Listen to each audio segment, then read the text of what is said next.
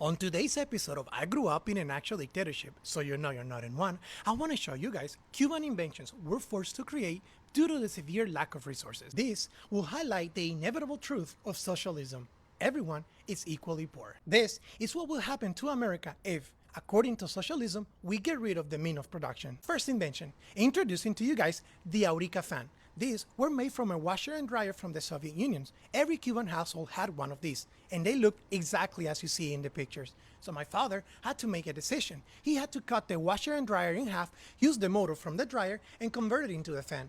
I think we can both agree that in between not drying your clothes and dying from a heat stroke, you also would have picked a fan. Second invention, introducing to you guys our battery charger. These were created for a variety of uses. Charge our watch's battery, but mainly for those people that have auditive problems and they have a listening device so they can charge their battery because, you guessed it, the government does not provide batteries. Because socialist ideals believe in getting rid of the means of production, Cuba suffers an immense shortage of manufactured hygiene products for females, which is why our women are forced to create makeshift period pads that are rewashable out of baby blankets. They simply cut it in a rectangle, sew it together, and that's how they use it. After talking to my mom on this subject, which she had to use a few of these type of pads, she explained to me that there are three major issues with this. The first one is that it's very disruptive for your daily life because the material is not absorbent enough. Just a simple task like going to work or going to school in turn be very challenging and anxiety inducing. Because in Cuba we don't have a reliable source of constant clean water, this can be very difficult to clean. It's a major health concern,